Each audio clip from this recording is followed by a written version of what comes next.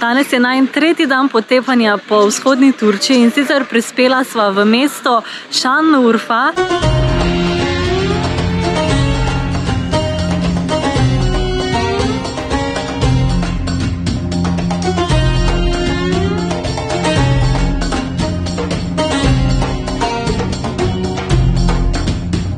To je mesto prerokov oziroma eno izmed najbolj svetih mest v Turčiji, kjer naj bi se tudi rodil prerok Abraham. Evo, večerna molitev oziroma klic k molitvi, midva se pa odpravljava na najino večerjo. Danes smo ostala lačna na poti, smo se vozila po Mezopotamski ravnici kar nekaj časa, kar nekajkrat smo narobe zavila, ker navigacija po teh ravnicah ne deluje pravilno.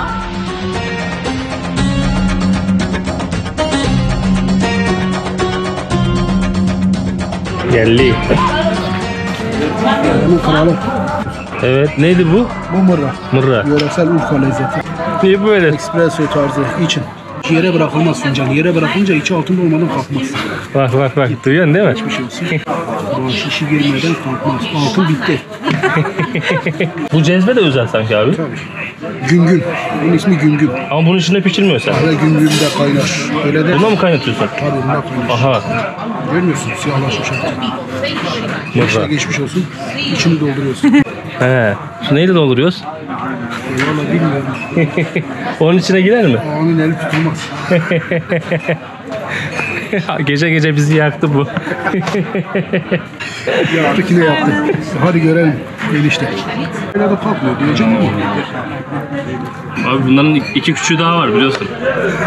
Getirmeye bak söyle. Yani. Bravo.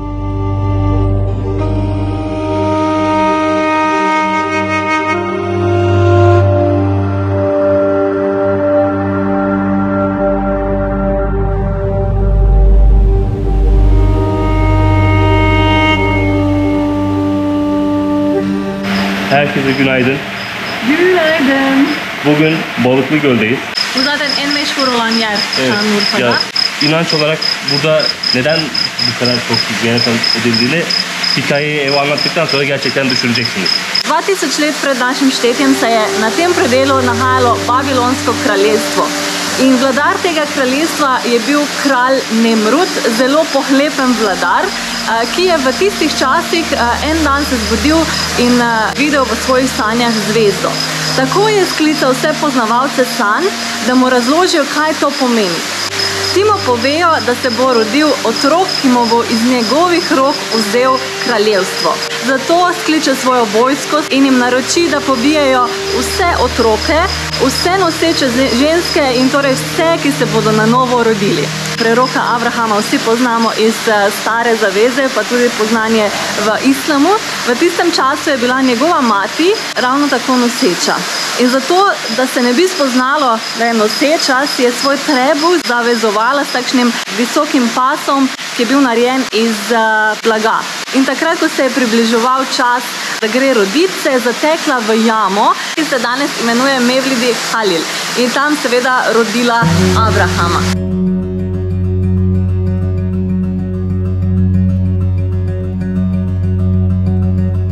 Zdaj so prišla v mošejo, kjer se nahaja ta jama, kjer naj bi se rodil Abraham.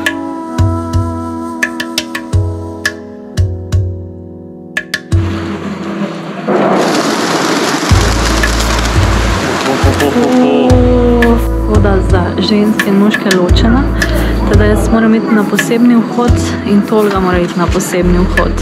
Si pa moramo sezuti čevlje najprej.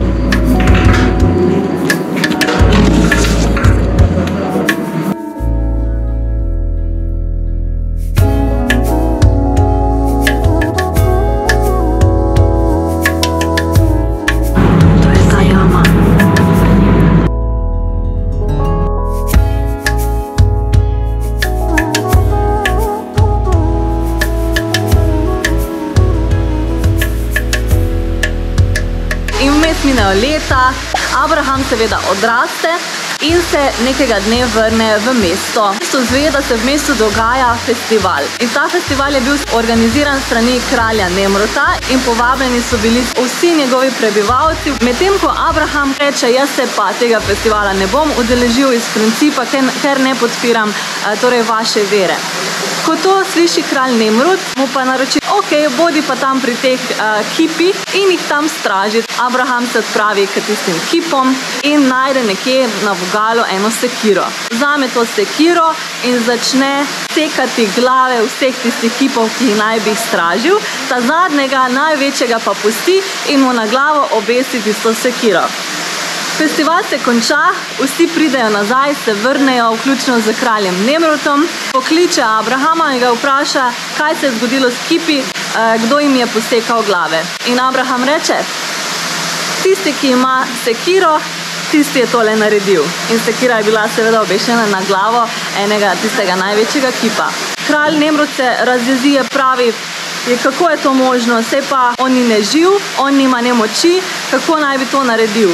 In pravi Abraham, ja, če nima moči, če ni živ, kako je pa možno, da potem vi verjamete v te kipe?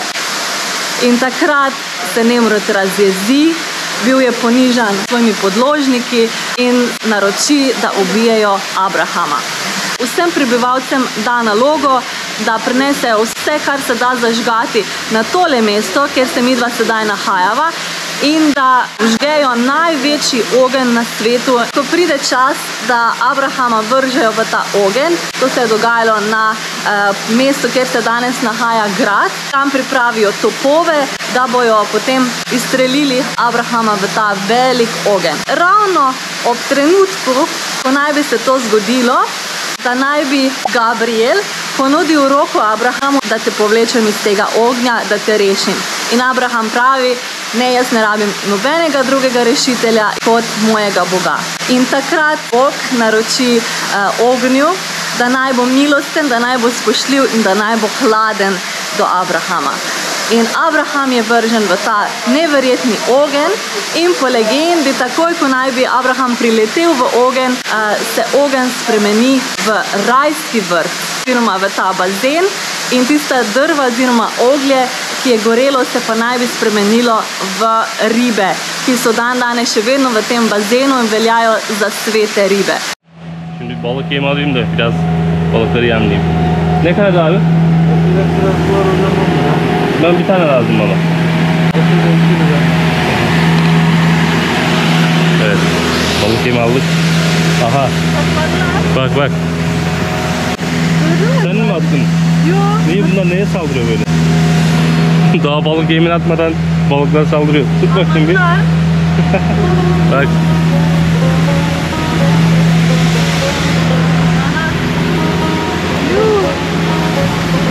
Var ya, bunlar aç kalmaz ki zaten.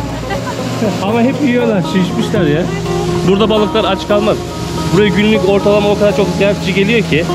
Yani günlük buraya ortalama belki 20-30 bin insan geldiğini düşünün ve her birinin en az böyle küçük bir balık yemi aldığını ve attığını düşünün ve bu balıkların işte bu boyuta geldiğini görün işte.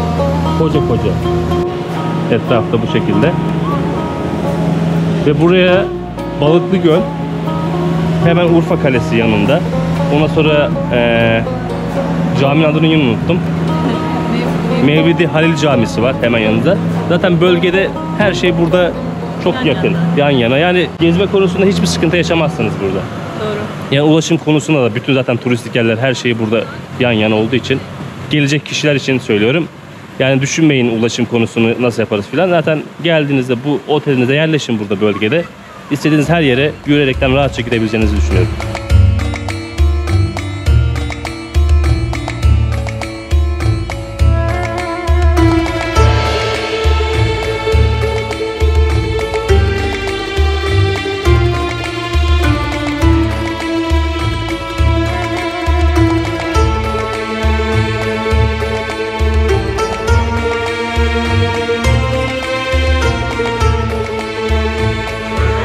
Bunu da söyleyeyim.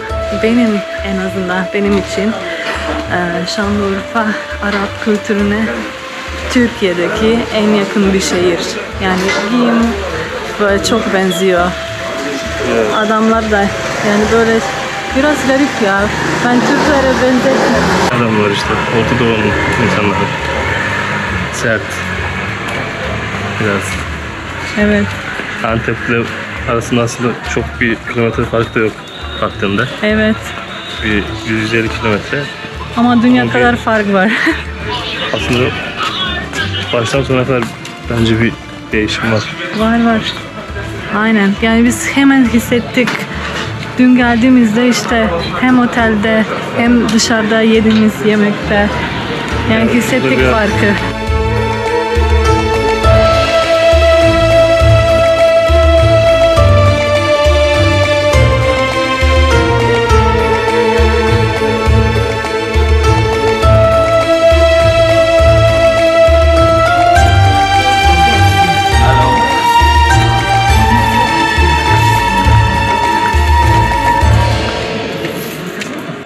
Biraz Hindistan'a benzettim bu kumaşları. Bunların hellosu bile farklı. Şey böyle.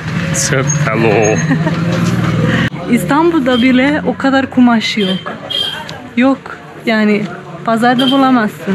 Evet. Özel yerlerde bulursun ama yok işte.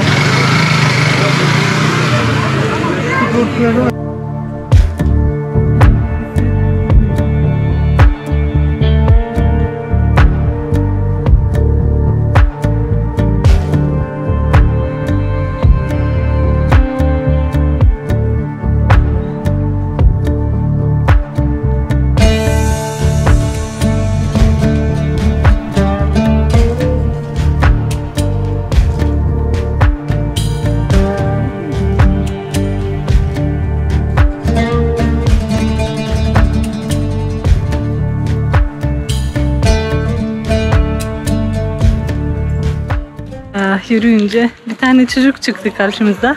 Öyle. Şişe biber takmış çocuk. Gidiyor fırına. Onu kızarttırıp geri gelecek. Evde kahvaltısını yapacaklar. Burada kültür sabah akşam biber yerler. Yani ızgara tarzı şeyler olur sabah kahvaltıda burada. Eksik olmaz. Şu an saat 10.30 ve kebap yiyorlar. Ciğer. Yani ciğer kebap ve masaların üstünde her masada şey var burada. Kuru soğan. Kuru soğan böyle adamlar koymuş. Böyle onu kuru yiyor adamlar masanın üstünde.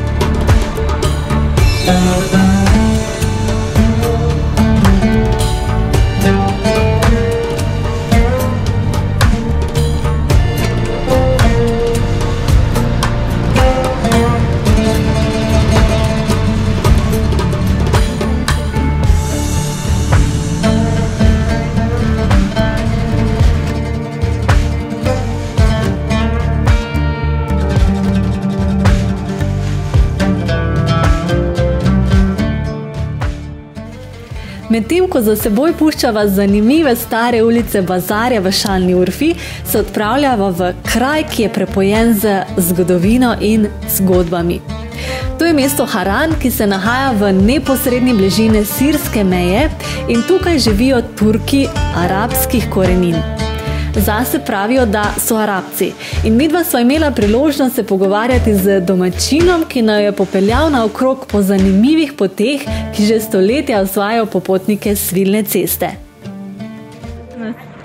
Siz buralı mısınız? Evet, buralıyım. Ha, güzel. Çok Yani otobüsler de geliyor. Arap mısınız? Evet, Arap'ım. Aha. Bu bölgede hep çoğu Arap herhalde. Doğru mu? %99'u %99. Yani evet, Arap. Suriye Arabı mı oluyor? Irak, Harran Arabı mı oluyor? Irak Arapçası Aha. bizim konuştuğumuz. Irak asıllı Türk vatandaşı. Ama burada doğdunuz, Evet, büyüdünüz. evet biz Aha. burada. Yöre halkımız daha Aha. önce 400 yıl önce buraya gelip Aha. buraya göçmüşler. Gördüğünüz konik evleri yapmışlar. Ama şu an yeni Haran'da işte herkes oturuyor galiba. Evet, Nasıl oluyor? burası sit alanı. Şimdi burada Aha. ev yapmak, yıkmak yasak. Yasak. Aha. Bu tür evlerde düzenlenmiş yerli yabancıların gezmesi için. Aha.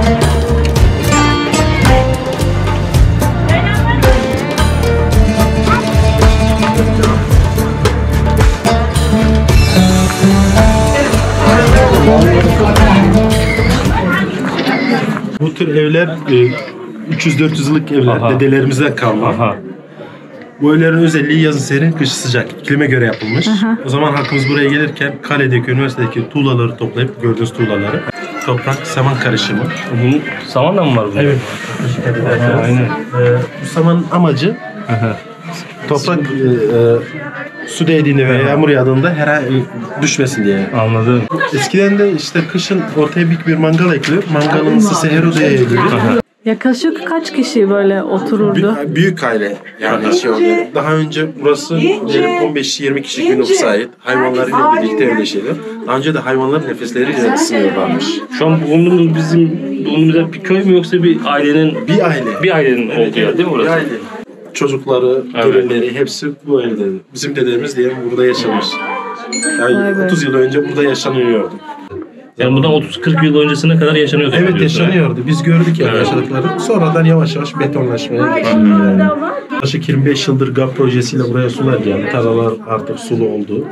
Ekip biçilmeye başladı. Önceden burada daha kuraktı sanki. Evet, şimdi kurak. biraz daha... Evet şimdi canlılık var yani. Evet. Daha önce bir tek hayvancılık geçim kaynağı. Şimdi çiftçilik de var. Bir de bölgede pamuk da herhalde. Şu an evet. Değil mi? Pamuk. Önceden yok muydu?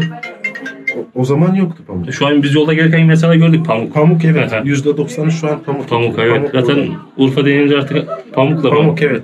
Haran Ama Ovası. bu sırf GAP barajı yüzünden mi? Evet GAP projesiyle birlikte su geldikten sonra önceden çok kuraktı. kuraktı yani su yoktu yani. Burası çok sıcak bir yer olduğu için hangi 15 günde bir sulama yapılması dediğim yapılıyor. gibi. Evet. Belki de Bu da yöresel takı var hep bunlar. Bunları boynuna asıyorsun. Güzel ama. Boyunluk mu ne? Türkiye'de Harran'da. Bak. Ama biraz köpek tasması gibi bunlar. Bir de İtalya'da. Oğlum şunu tak sen koy. Sen takacaksın bana doğru koy. Çıkır inek gibi.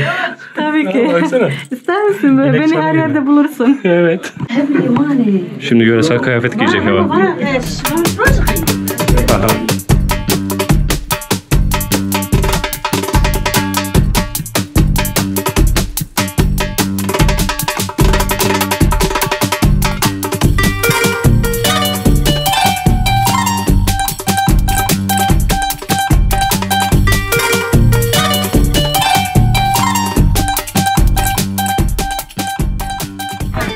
İlk önce üniversite sonra cami. Evet. Mehmet Salahattin Eyüpler zamanında gördüğünüz kemer atlıyor. Ortaya büyük bir kemer Bak atlıyor. karşıdaki kemer. Kemerin ön kısmı cami, arka kısmı da medrese olarak devam ediyor. Evet. Medresenin içinde fizik, matematik, kimya derslerini görüyorlar. Medresenin içinde bazı filozoflar ders görmüş. Bunlardan bazıları Farabi, İbn Sina, Cabir Hayyam, Sami Kurra, El-Battani. Bunlar burada. El-Battani o çok ünlü bir bilimciymiş ya. Uzayla uğraşan bir adammış. Farabi de aynı şekilde. Aha. aynı. Bunlar zamanında ders görüp ders vermişler burada. Evet. Burayı yıkıyorlar. 17. yüzyılda da Harran büyük bir deprem geçirerek en son halini böyle almış. Evet. 17. yüzyılda depremden sonra da Harran halkı buraya yerleşmeye geldi. Aha. Irak'tan, Suriye'den göçmen olarak geliyor. Kaledeki, üniversitedeki yıkık tuğlalar, bu halen var bu tuğlalarda. Bu evleri yapmışlar. Evet. Şu an daha önce Harran Emevilerin başkentiymiş. 10 bin kişilik bir başkentmiş. Bunların hepsi yerleşim alanları. Evet. Burada ne kazılırsa o kadar yerleşim alanı dediğin gibi bu evler. Bir de bu gördüğünüz tepe adlandırılıyor Höyük diye. O höyüklerden Harran'ın etrafında 16-17 tane tepe bulunuyor bu tepelerde. Bu tepelerin amacı eskiden Harran İpek yolu üzerinde kurulduğu için gelen kervanlar yollarını kaybetmemeleri için bu tepeler sayesinde ateş ve dumanla haberleşiyorlarmış. Aha. Hemen Harran 20 kilometre ilerisinde bir tane Hanebi Aru Kervansaray bulunuyor. De bu kale içerisinde bir tane kervansaray bulunuyor. 150 odadan ibaret. Bu kervansaray sayesinde eskiden gelen kervanlar bu saraylarda konaklıyorlarmış.